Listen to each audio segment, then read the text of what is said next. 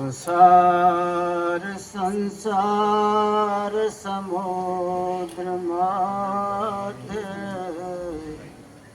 समाजितो में शरणाम की मस्ति गुरुर्कृपालो कृपयावतेव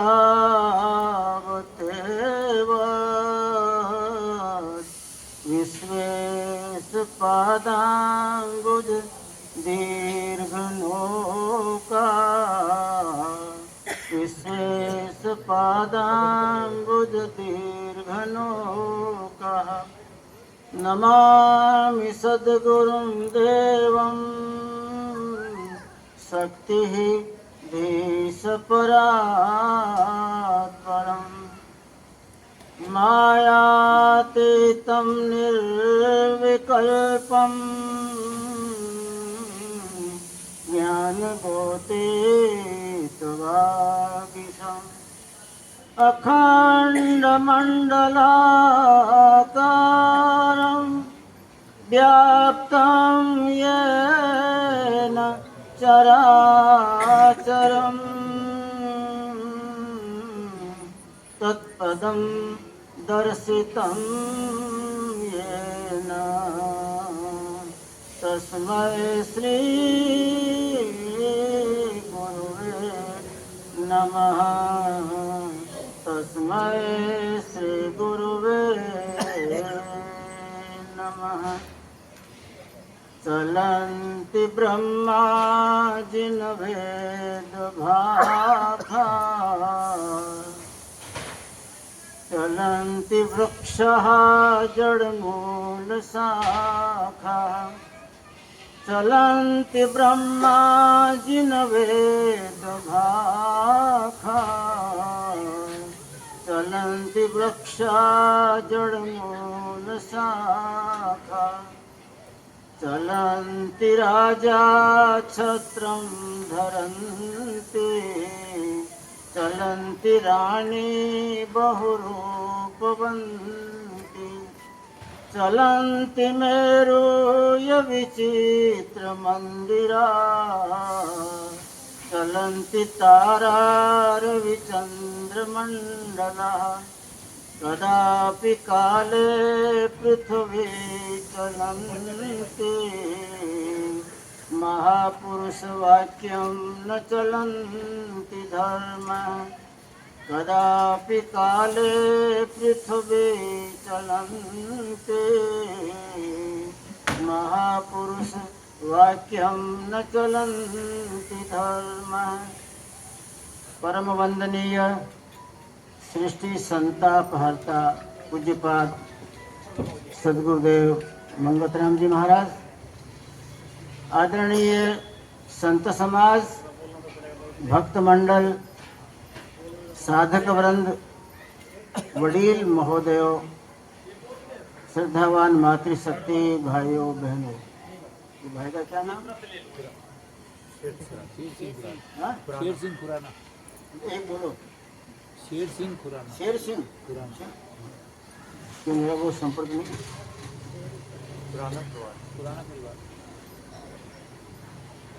हाँ, तो जैसा पूर्व वक्ताओं ने बताया, खुराना परिवार ने उसमें शेर सिंह भाई सत्संग का आयोजन किया। मैं तो थोड़े ही समय से इनके परिचय में हूँ, लेकिन सत्संगियों ने बताया कि नहीं बहुत समय से आते हैं, बहुत समय से आते हैं। अभी एक झूठ बोलते हैं कि सच्चा बोलते हैं मुझे पता नहीं, लेकिन मैं तो शायद समझता हूँ 2-3 साल से ही आते होंगे। ऐसा मेरा परिचय इनसे है। इन्होंने बहुत अच्छी तरह से आग्रह किया कि सब भक्त समाज ये हमारे घर पर आए, और घर पर आने के बाद में परमात्मा के खुद गुणगान हमको और हमारे परिवार को सुनने को मिले, तो सबको आग्रह के साथ प्रेम से लाए हैं। बात अभी चलती थी गुरु महिमा की। गुरु के प्रति क्या श्रद्धा होनी चाहिए, गुरु महाराज का क्या महत्व है, गुरु कितना कीमती तत्व है, गुरु का क्या सामर्थ्य है, ये सब बातें इस ग्रंथ में भी आई। और मैं समझता हूँ भारतवर्ष में जन्मे हुए व्यक्ति को गुरु क्या है ये बताने की आवश्यकता नहीं। जन्म से ही माता पिता और गुरु तीनों की महिमा हमारे हर घर में होती रहती है। भारतीय संस्कृति के तीन हीरे हैं ये, माता पिता और गुरु। और माता पिता बच्चे को समझाते हैं कि तेरा नामदान, तेरे को जो नाम दिया गया है मोहन सोहन, वो गुरु महाराज के द्वारा दिया गया है। और गुरु महाराज का महत्व उस बच्चे को बचपन से ही माता पिता भारतीय संस्कृति के अनुकूल भाव से उसको समझाते हैं।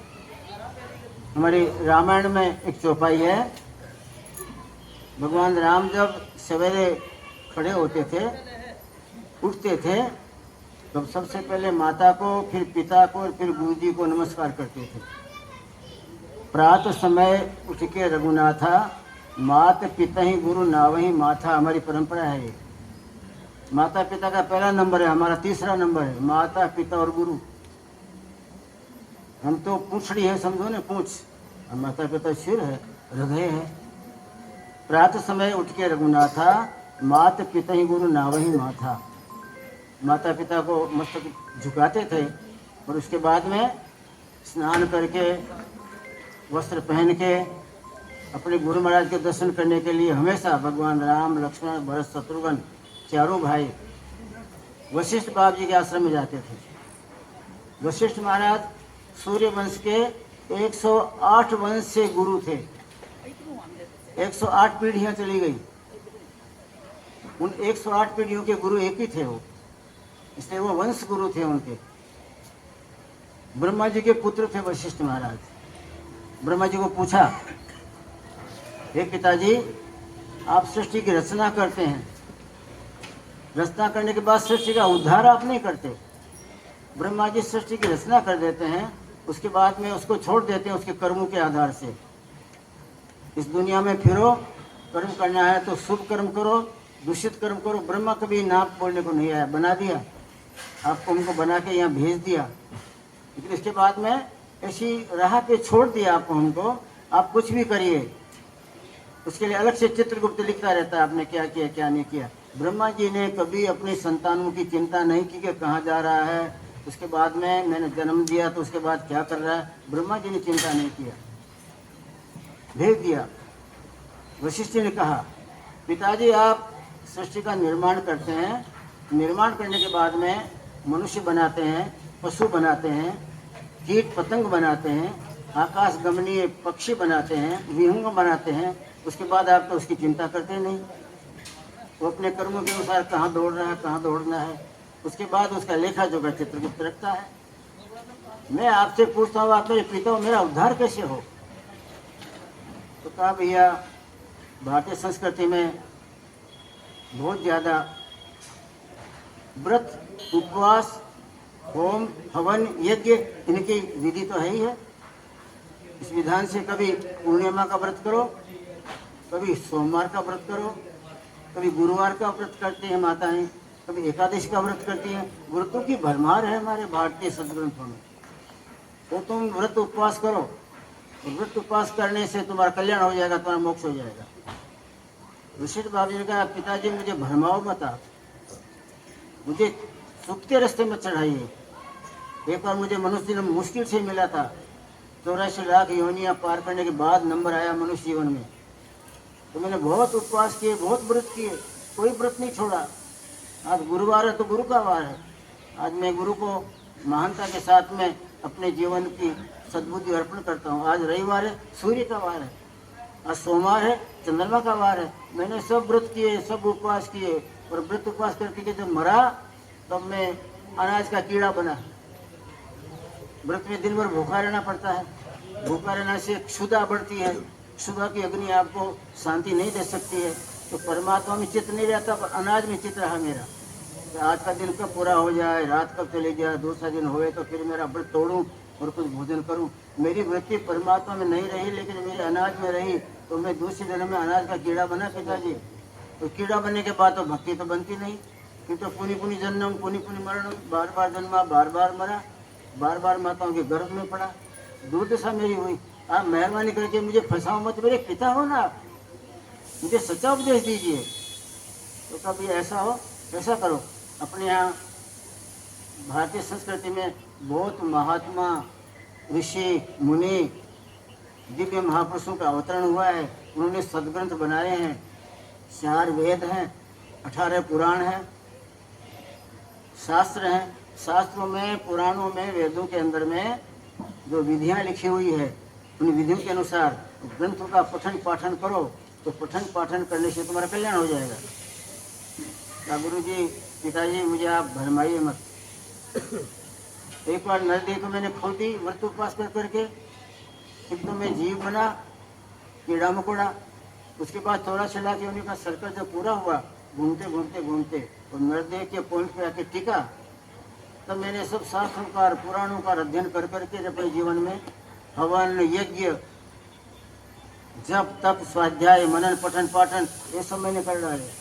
और इतना अहंकार बढ़ गया कि मुझे गीता पूरी कंठस्थ है, भागवत के सब श्लोक मुझे कंठस्थ हैं, और जितने भी पुराण हैं उन सब पुराणों को मैंने कंठस्थ कर लिया। उस अहंकार के मारे हैं पिताजी, जब मैं शरीर छूटा तो मुझे अहंकार के कारण से नरदेह तो खो देनी पड़ी, और दूसरे देह के अंदर में अहंकारी बना, और अहंकारी बन के बाद पक्षी बना।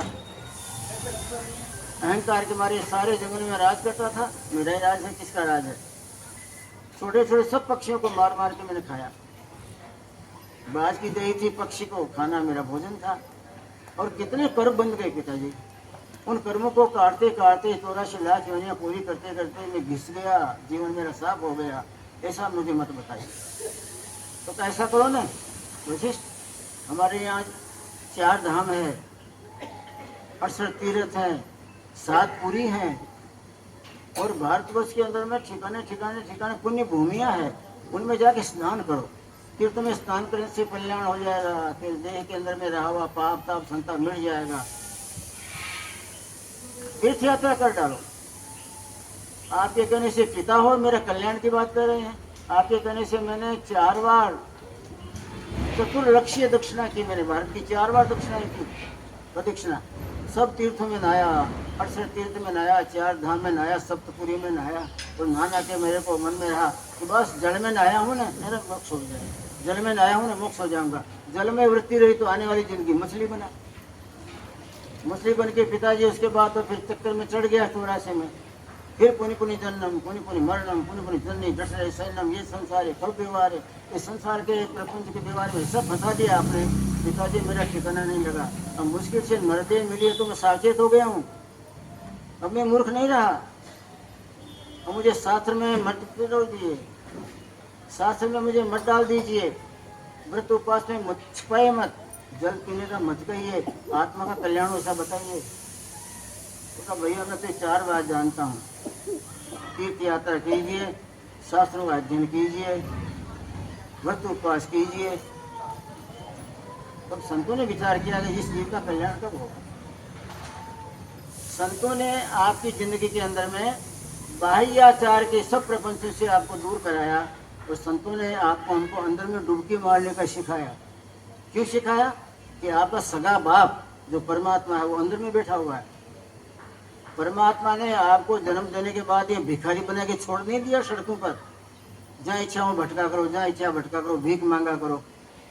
परमात्मा जैसा परमात्मा, जगत का जगदीश्वर आपका सगा बाप है। आप उसके पहले पुत्र हैं, वरिष्ठ पुत्र हैं आप उसके।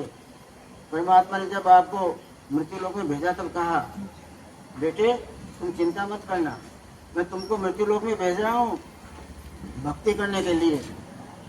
भक्ति की शक्ति के द्वारा तुम अपने आप का विकास करके एक मनुष्य बने हो ना, इसे ब्रह्म बन के आओ। और मनुष्य चाहे तो मनुष्य से ब्रह्म, पारो ब्रह्म, निरंजन, निराकार, उस गति में जाके पहुंच सकता है जहाँ जगत का जगदीश्वर विराजमान, उसकी गोदी में बैठ सकता है। इसलिए तुझे भेज रहा हूँ, मेरा अपलिफ्टमेंट हो इसलिए भेज रहा हूँ। और याद रख, मैं बार बार तुमको मिलने आऊँगा। तुम बिल्कुल मत घबराना कि मुझे छोड़ दिया गया है। मैंने छोड़ा नहीं है, बार बार मिलने आऊँगा, लेकिन तुम रहना अपने ठिकाने।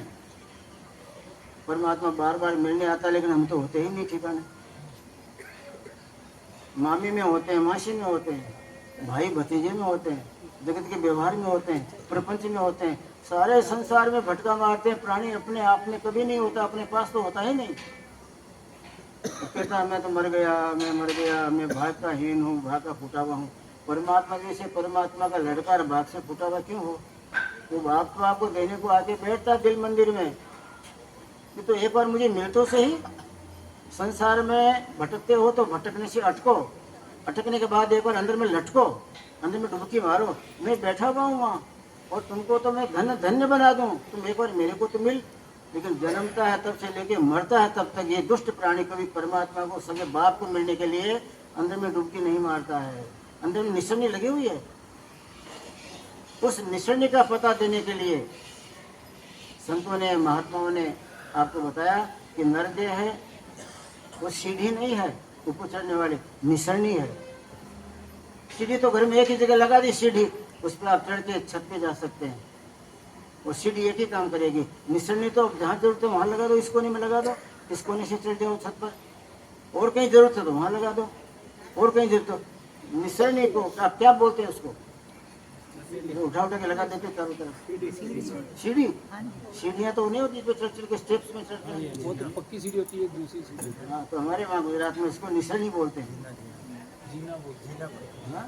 जीना बोलते हैं। क्यों बोलते हो? वो सीढ़ी से ज्यादा कीमती है उपयोग के लिए। उसको आप घर में कहीं लगा सकते हो। अरे घर में नहीं, घर के बाहर लगे या लगा दो और फिर दीवार से चढ़ जाओ छत पर। सीढ़ी तो जहाँ फिट कर दिया, जहाँ चुन दी गई कारीगर के द्वारा, उसमें एक ही जगह आप जा सकते हैं। और निसरणी तो है वो जहाँ तहाँ लगा दो तो कहीं भी आपको रास्ता मिलता है। तुलसीदास जी महाराज ने कहा परमात्मा ने आपको सीढ़ी नहीं दिया, आपको निशानी बना के दिया है। इस निशानी से आप स्वर्ग में जा सकते हो। इस स्वर्ग से हटा के इसको बैकुंठ में लगा दो, वो बहुत लंबी है। बैकुंठ में जा गए, उसके बाद आपको नहीं ठीक लगा, उसके बाद में गोलोक में लगा दो, सीढ़ी है ना वो, निशानी है। उसके बाद में साकेत लोक में लगा दो, ब्रह्मलोक में लगाओ, परब्रह्म में लगाओ, निरंजन निराकार में लगाओ, जगत के जगदीश के कोने तक लगा दो, सीढ़ी आपको मिल जाए। नरतन भव बारिध कह बेरो, सनमुख मरुत अनुग्रह मेरो।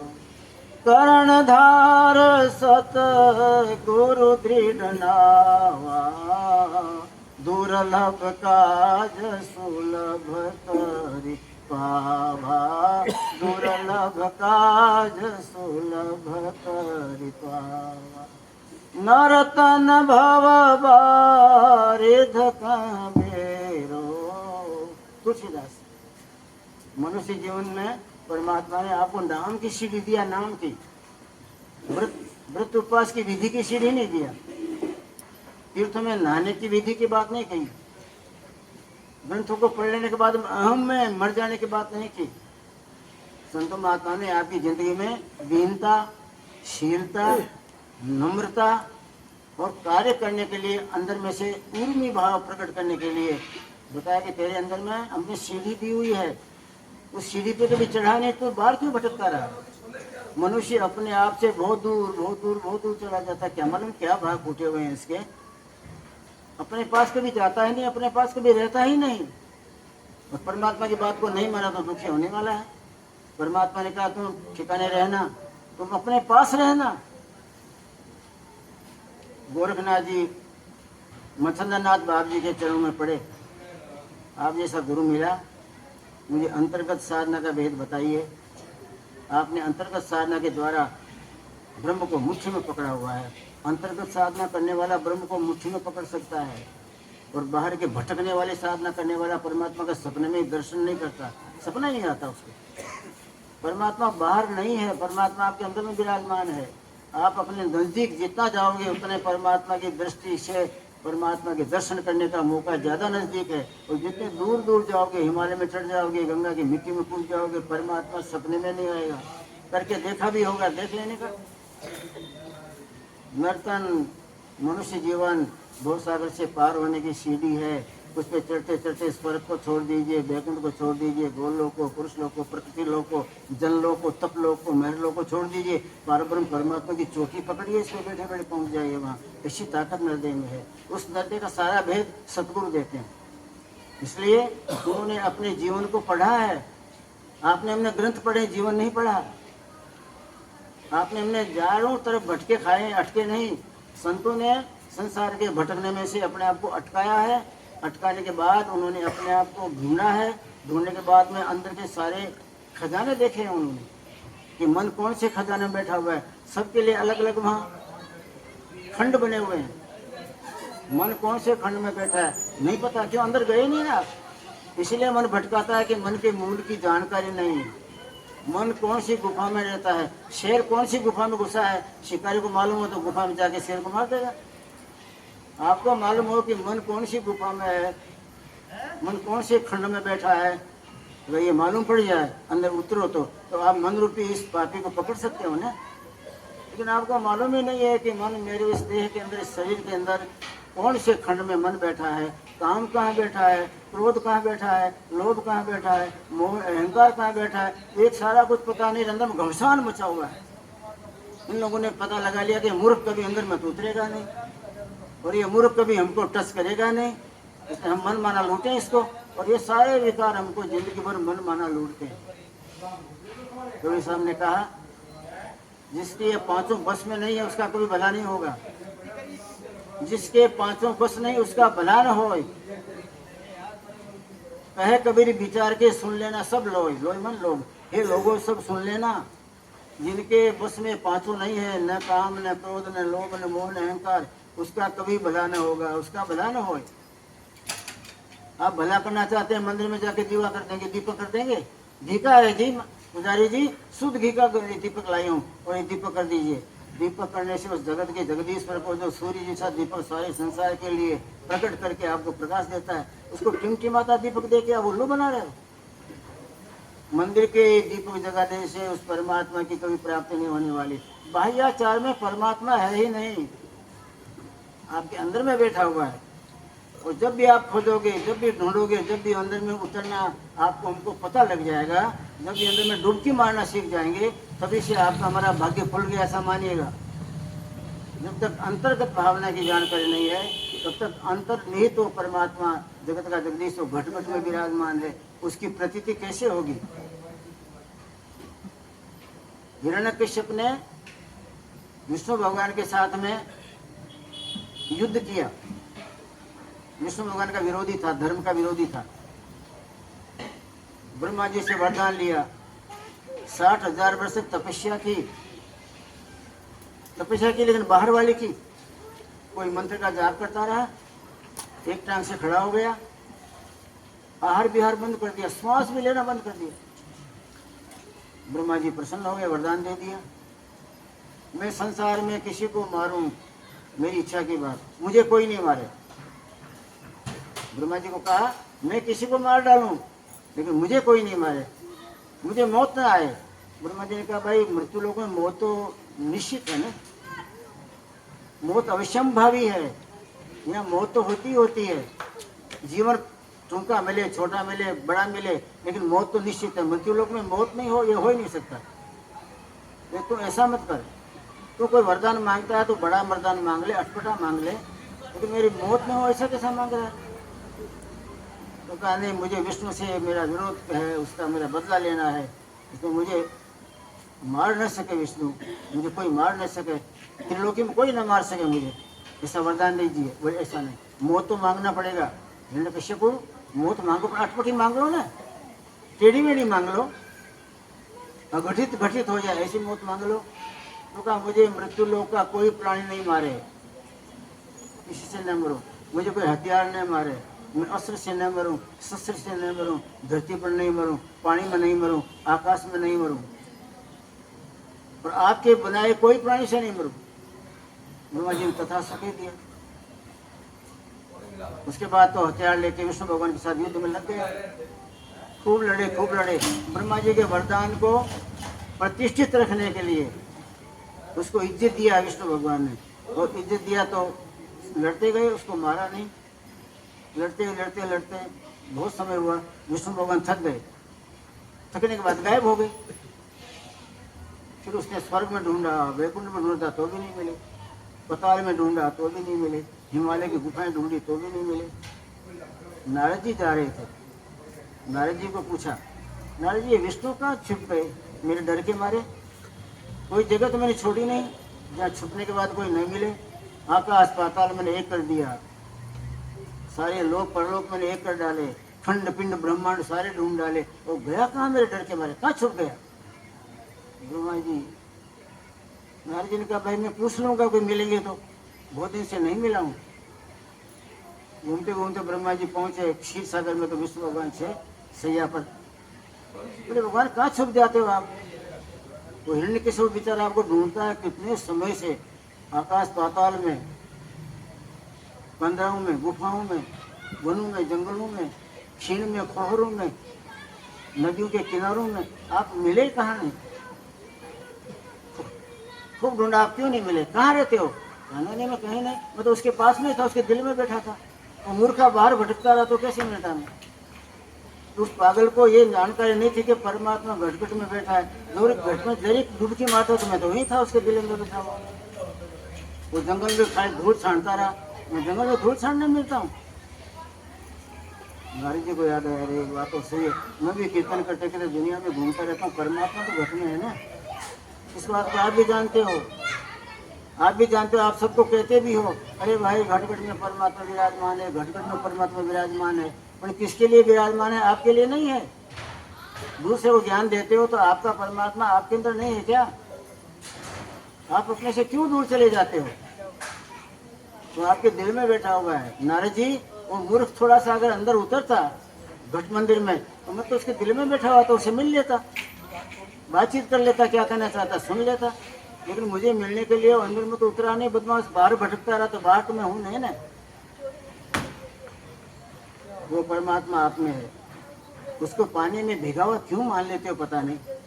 नदी में कूद जाते हैं नहाने वाले, और नदी में गंगा के तल की मिट्टी की मुट्ठी भर के लाते हैं। बोला मैंने कल स्नान किया, कितने लोग बोलते हैं, कितनी सीढ़ी पे बैठ के नहा लेते हैं, तो बोले नहीं स्नान नहीं है, ये स्थल स्नान है। गंगा के अंदर में डुबकी मारी है, और गंगा के तल में जहाँ मिट्टी है उसकी मुट्ठी भर के लाइए और दिखाइए पंडित को, देखो मैंने महास्नान किया है। वो महास्नान है। उस मिट्टी में क्या परमात्मा बैठा है? परमात्मा आपके घट में बैठा है, लेकिन आप अपने घट में नहीं हो, आप अपने पास नहीं हो। आपका सबसे नजदीक का कोई घर है तो उदय मंदिर है, उसमें परमात्मा बैठा हुआ है। मीराबाई कोई तीर्थ करने नहीं गई। मीराबाई ने कहा कि मेरे गुरु ने बताया कि तुम्हारे दिल में ही तुम्हारा दिलदार है, तुम्हारे दिल में ही जगत का जगदीश्वर है, तुम्हारे दिल में ही परमात्मा को फिट करता हूँ। जब कभी इच्छा हो तो देख लिया कर, जहाँ तक भटकने की क्या जरूरत है? तुम्हारे पास की वस्तु है, उस पास की वस्तु को पास में न समझे तो वहाँ तक भटकते भटकते तो क्या मतलब उससे? है दिल में दिलदार सही, आँखियाँ उल्टी करता ही चितइए। दिल में दिलदार है, सही है। संतों ने कहा कि इस बात को गलत मत मानना, शंका मत करना, हम हमारी जिंदगी का अनुभव बताते हैं जिंदगी का। है दिल में दिलदार सही, है भक्तों आपके दिल में दिलदार परमात्मा है दिल में दिलदार सही, आँखियाँ उल्टी करता ही चितइए। ये काम की बात है। आँख उल्टने वाली बात आपने आज तक सुनी भी नहीं होगी। आँख उल्टना क्या है? ये कोई नाटक है भक्ति? संत महात्मा की वाणी, जिनको अनुभव है परमात्मा का, है दिल में दिलदार सही, आँखियाँ उल्टी करता ही चितइए। आग में खाक में बात में आतस, हवा में पानी में पवन में अग्नि में। आग में खाक में बात में आतस, जान में अंदर जान जनइए। है कहाँ नहीं कहाँ है सुंदर, इसको जान दइए, इसको जाने दो कहाँ है कहाँ नहीं। दिल में है दिलदार, है दिल में दिलदार सही, अखियाँ उल्टी करता ही चितइए। अखियाँ उल्टी की जब आते हैं वहाँ गुरु की जरूरत पड़ती है। अखियाँ उल्टी करने की बात हुई, वहाँ गुरु की जरूरत पड़ती है। ब्रह्मा जी ने हमारे देह बनाए तो आँखें हमारी उल्टी नहीं हो रही है, हमारी आँखें नीचे देखने वाली हैं, हमारी दृष्टि अधोगत है, ऊर्ध्वगत नहीं है। हम दुनिया के पात्रों को देख सकते हैं, मामा मासी को, बुआ भतीजे को, काले पीले को, पराये को, अपना को, इन सबको देख सकते हैं। लेकिन हम जगत के जगदीश्वर की सृष्टि जो रचना है, जगत की जो शून्यवत सृष्टि है, परमात्मा का खुद का रहने का जो ठिकाना है, उसको नहीं देख सकते। कारण अच्छा उल्टी करो तो आप गगन में देखोगे ना, गगन के अंदर, गगन की गुफा में वो परमात्मा विराजमान है, उसको देखना तो क्या उल्टी करो तो उल्टी करना तो आता नहीं, वो गुरु बताता है। इसलिए गुरु की आवश्यकता है। गुरु ने अपनी आँखों को उल्टाया है और दुनिया से हैरान हो गए थे कि नीचे दृष्टि कर करके हमने बहुत देखा, बहुत देखा, बहुत देखा। सारे संसार के माया के पदार्थ हैं और जो आज है कल नहीं है। मैंने नासवान को बहुत देखा, संतों ने कहा अब अविनाशी को देखूंगा। नासवान को देखना हो तो दृष्टि नीचे करके देखिए सबको, अविनाशी को देखना हो तो दृष्टि को उल्टा करके देखिए। दृष्टि को उल्टा करने के बाद में अविनाशी की झांकी होती है, उसकी कला सीखिए, उसकी विधि जानिए और उसके लिए सत्संग में अपना जीवन देने के लिए थोड़ा समय दीजिए। तो भाई का नाम क्या है? नाम तो बता दे। खुराना का क्या मतलब हुआ? शेर सिंह। हाँ, ये सही जानता होगा क्या उल्टी करने का? मैं तो पता नहीं। वो कितने समय से आते हो वहाँ? 2-3 साल से हाँ, 2 साल से आते हो गए। तो मैं कहा कि भाई इस पात्र को मैंने बहुत समय से नहीं देखा है। अब इस भाई ने, शेर सिंह ने वहाँ सत्संग में आखिर उल्टी करने की बात सुनी होगी तो उनको रंग लग गया। फिर मैंने नीची दृष्टि से तो सारा असबाब देखा, सारा जमाना देखा, लेकिन वो जमाने का मालिक जो जमाने को बनाता है, एक पलक में बना देता है और पलक में बिगाड़ देता है। वो परमात्मा अगर आँख की पलक को झपकाता तो सृष्टि का प्रलय, आँख खोलता तो सृष्टि का सृजन। सृजन और प्रलय जिसकी आँख के अंदर विराजमान है, उस आँख को उल्टी करने का तरीका संत महात्मा बताते हैं। क्यों? उन्होंने अपनी उल्टी किया है दृष्टि को। उन्होंने दृष्टि को उल्टी करने के बाद परमात्मा को चखा है। उन्होंने, आपने, हमने परमात्मा को भजा है, परमात्मा का स्मरण किया है, संतों ने उसको चखा है। जो उस परमात्मा को चख लेता है, उस मिठास को मान लेता है, एक बार उस मिठास को मान लेने के बाद में, चख लेने के बाद में वो अद्वितीयता, वो गतिमति प्राप्त होती है। उसको काल कर्म माया मोह छू नहीं सकते। काल उंगली नहीं उठा सकता आपकी तरफ अगर आपको रस पीने का आ गया तो। राम रस, मीराबाई ने राणा को बताया, राणा मेरे गुरुजी ने मुझे राम रस पिलाया है, एक बार मेरी बात को मान ले। और मेरी बात के मानने के बाद मेरे गुरुजी के साथ एक बार तू मिला देती हूँ, एक बार मिल ले मेरे साथ, एक बार चल। मेरे गुरुजी का अपमान करते हो ना, मीरा 2 बजे कहाँ जाती हो रात को, 3 बजे कहाँ आ जाती हो, 4 बजे कहाँ जाती हो? तुम दिन देखती नहीं, रात देखती नहीं, हमारे मेवाड़ की मर्यादा देखते नहीं, हमारे राजमहल की महत्ता को नहीं जानती हो।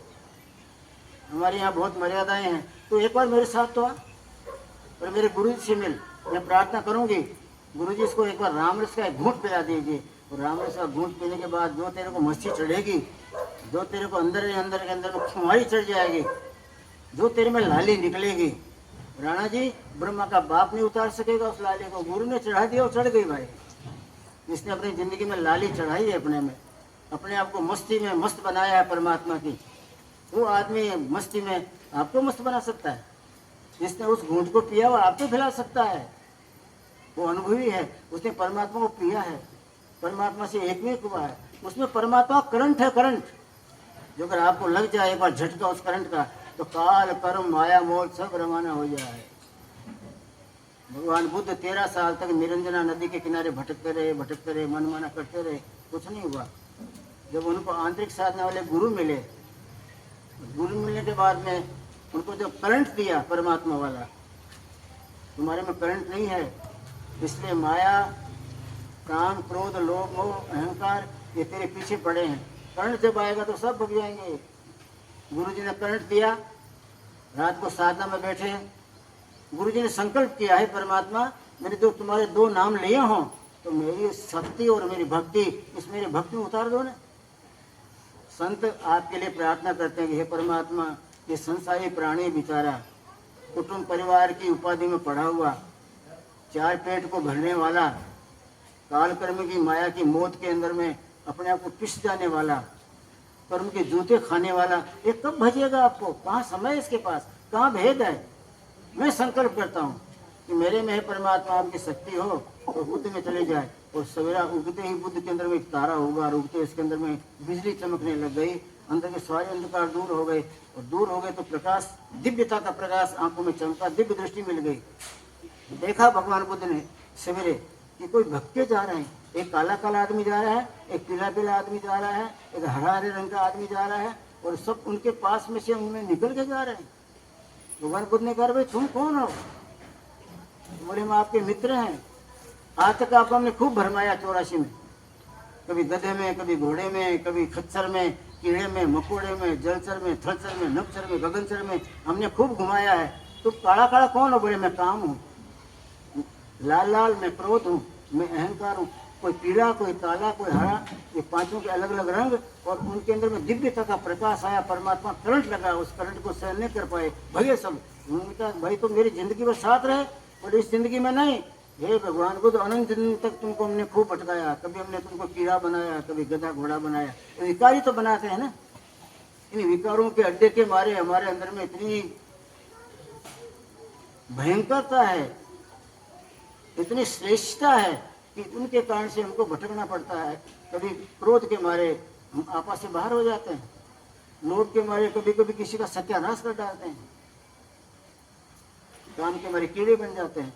हमने आपको खूब घुमाया है, आपने समझा नहीं हमको, आप जान नहीं पाए। कभी अंदर में तो उतरे नहीं कि अंदर में चोर घुसे हुए हैं। अंदर में उतरते तो चोरों का पता लगता, चोरों का पता लगता तो फिर परमात्मा की हाजिरी आती, तो परमात्मा विराजमान सिंहासन पर बैठा बैठा आपको मिलता। दौड़े, करंट लग रहा है हमको, करंट लग रहा है। अरे भाई खड़े करो, तुमने इतने जन्म तक मेरी सेवा की है ना, मुझे घुमाया है ना, तो तुम्हारा सत्कार करूँगा, खड़े करो। बोले अब नहीं खड़े रहेंगे, अब तुम्हारे में करंट है क्या, मालूम क्या बात। अब तक तो मैंने यहाँ सारा जीवन बिताया, पढ़े रहे, अब नहीं रहेंगे। और भगवान को तो कहते मेरे देखते देखते सब भग गए, सब भग गए। मैं दौड़ा पीछे कि भाई तुमने कुछ भी किया लेकिन मेरे साथ रहे ना, लाओ तुम्हारा सम्मान करूँगा, तुम्हें माला पहनाऊंगा, तुमको फूल हार दूंगा, साल उठाऊंगा। सब भग गए। उसके बाद बोले अब जा रहे हैं हम नहीं रहेंगे और कभी नहीं आएंगे। भगवान मुझसे कहा हम जा रहे हैं लेकिन इसके बाद हम कभी नहीं आएंगे, क्योंकि तेरे में करंट है भाई साहब। कौन जाने कैसे तुम्हारे पास में आते हैं, हमको ऐसा झटका लगता है कि बेहोश बन जाते हैं। ऐसा करंट वाला आपको भी कोई मौका मिल गया तो अपनी जिंदगी में प्राप्त कीजिए, नरने बार बार नहीं मिलता। न शरीरम पुनः पुनः वासांसि जीर्णानि यथा विहाय नवानि गृह्णाति नरोपराणि यथा शरीरं विहाय जीर्णा अन्यानि संयाति नवानि देहि वासांसि जीर्णानि यथा विहाय। संत महात्माओं को एक तो करंट प्राप्त करना आता है, परमात्मा का करंट, उनसे मिलजुल के। एक अंदर उतरना आता है अपने आप में, बाहर भटकना नहीं आता, अंदर उतरते हैं। तीसरा आँखों को उल्टाना आता है हमको। दिलदार को देखना हो परमात्मा को तो कभी कभी रात को बैठिए 2 से 4 के टाइम में, और उस समय बैठने के बाद में अपने दोनों आँखों के अंदर में जो परमात्मा की लाइट है, फोकस है लाइट का, बाईं आँख के फोकस को दाईं तरफ घुमाइए, दाईं तरफ के फोकस को बाईं तरफ घुमाइए, दोनों का क्रॉस कीजिए। और कहाँ लाने का है? त्रिकुटी में। आपके दोनों जो भौहें हैं, आईब्रोज, इन दोनों भौहों के बीच में एक सेंट्रल पॉइंट है। सेंट्रल पॉइंट है, वहाँ परमात्मा के देश में जाने का दरवाजा है। दाहिनी आँख के फोकस को बाईं तरफ लाइए, यहाँ टिकाइए। बाएं तरफ के लाइट के आँख के फोकस को यहाँ लाइए, बीच में टिकाइए। हमारी दोनों आँखों के फोकस अलग अलग बिखर रहे हैं। कभी जिंदगी मैंने दोनों फोकसों को जाना नहीं, दोनों फोकसों को मिलाया भी नहीं। अद्वितीय ताकत है इनमें, तो शक्ति परब्रह्मा से आती है ना। परब्रह्म परमात्मा की ताकत इन आँखों में आती है, वो ज्योत बाहर निकल के आपको दृश्यमान बन के जगत दिखाती है ना, इतना पावर है। लेकिन दोनों आँखें अलग अलग, दोनों के फोकस अलग अलग, एक नहीं कर पाए, अभ्यास करना पड़ता है। 2-2 घंटे बैठ के दाहिनी आँख के फोकस को बाएं तरफ लाके पॉइंट पे टिकाइए, बाएं वाले को दाएं। ऐसे करते करते कुछ दिनों के अभ्यास से, कुछ दिनों के प्रयास से, संत माताओं के सत्संग से, भक्ति के प्रभाव से, आपकी जागृति के कारण से जिस दिन फोकस दोनों का मिल गया, तो ये बाएं आँख का जो फोकस है वो चंद्रमा है, दाहिनी आँख का फोकस है वो सूर्य है। सूर्य गर्म है, चंद्रमा ठंडा है, और गर्म तवे पर ठंडा पानी ना कुछ जैसे छमकारा होता है, इसे चंद्रमा और सूर्य जिसने मिल गया उसने विस्फोट हो जाएगा, आग लग जाएगी गगन में, छमकारा होगा। वो छमकारा होते ही वहाँ की माया, काल, कर्म सबका सत्यानाश होगा, दरवाजा खुल जाएगा ऊपर जाने वाला। उल्टी आंखें करने का मतलब यह है कि अपने दोनों आंखों के अंदर में रहे हुए तेज को कभी साथ मिलाओ, गर्म और ठंडा मिलते ही जिस तरह से विस्फोट होगा, तो विस्फोट होते ही आकाश में आग लग जाएगी। ध्यान में पता लग जाएगा आकाश में आग कैसे लगे, मेरे मस्तिष्क में आग क्यों चमक रही है। आग लगी नहीं, आज तक जो फोकस बिखरा हुआ था उसको आपने एकत्र किया। एकत्र करने के बाद में आपने आंखों को उल्टाया, उल्टाने से उसके बाद में वो छिद्र जब खुल गया, खिड़की खुल गई, उसके बाद में तो ऊपर से झरना बहने लग जाता, झरना बहने लग जाता। फूट गया आसमान। संत पलटू साहब कहते हैं मेरे गुरु ने मुझे जुक्ति बताई और मुझे बताया इस तरह से करना, तो मैंने ऐसा किया। पलटू साहब कहते हैं मैंने मेरे गुरु के वचन को कभी जाने नहीं दिया। जो जो वचन फरमाए मैं उसके ऊपर जीवन घिसता गया। आपको उनको गुरु महाराज कितना कहते होंगे, साल 2 साल भेंट लेके भग गए होंगे, लेकिन पलटू साहब ने कहा मेरे गुरु ने जो मुझे बोध दिया उस बोध को मैंने एक एक बोध को जीवन में उतारा। मेरे गुरु मेरे आश्रम में आते थे घर पे, और जब आने के बाद मैं उनके साथ बैठता था तो मेरे गुरु कभी रात को नहीं सोते, मैं भी उनके साथ जगता रहा। मैंने गुरु के साथ में बहुत जगा, और जगते जगते उन्होंने ब्रह्मांड की जागृति दे दी मुझे। दुनिया का सोना तो कुआं में गया, 84 तो कहीं चले गई, ब्रह्मांड की जागृति मुझे दिया। और वहाँ मुझे पहुँचा है तो मैंने देखा कि मेरे दोनों फोकस के मिलते ही आकाश में आग लग गई, फूट गया ब्रह्मांड और धमाका हुआ। फूट गया आसमान, शब्द की धमक में लगी गगन में आग, सुरत की चमक में शेषनाग और कमट, शेषनाग हिल गया। ये धमाका कहाँ से आया? फूट गया आसमान, शब्द की धमक में लगी गगन में आग, सूरज की चमक में शेषनाग और कमट लगे सब कांपने। अरे पलटू सहज समाधि की दशा खबर नहीं आपने। ऐसा गुरु ने कोई डोज पिला दिया, मुझे सहज में समाधि लग गई, ऐसा मैंने कभी नजारा देखा ही नहीं था। समाधि लग गई, खबर नहीं आपने, मेरी खबर नहीं रही, मुझे पता ही नहीं रहा मेरा मैं कौन हूँ क्या हूँ। 7 दिन तक समाधि लगी रही। गुरुजी ने जब कृपावंत हाथ सिर पर रखा तो भान आया मुझे, अरे मुझे कहाँ आप ले गए थे, कल्पना के बाहर आप ले गए, कल्पना तीत मुझे बना दिया। आँख उल्टी करने का ये फायदा है, यहाँ वाली वस्तु दिखना बंद हो जाएगी, ऊपर वाला नज़ारा दिखना लगेगा। उस नज़ारे में तो परमात्मा साक्षात विराजमान है, ज्योति के पुंज हैं, घनघोर घटाएं छाई हुई हैं, अमृत बरस रहा है, नाद सुनाई देता है, झनकारें हो रही है। उस परमानंद का तो क्या कहा जाए, जो जानता है, जो मानता है, वो समझता है। परमात्मा कृपा करे आप सबके ऊपर। हम धन्यवाद देते हैं खुराना साहब को कि आप सबसे मिलने का हमको मौका दिया। और आप कभी फुर्सत में हों तो खुराना साहब के साथ में पंजाब कोर्ट कभी आइए, वहाँ पर ज़्यादा मिलेंगे। आँख की बात करते करते फिर आत्मा की बात भी करेंगे, आत्मा की बात करते करते परमात्मा की बात करेंगे, और परमात्मा की बात करते करते भी आपके मोक्ष मार्ग की चर्चा करेंगे। लेकिन इसके लिए समय चाहिए। 2 मिनट में दौड़ते दौड़ते परमात्मा नहीं मिल जाता।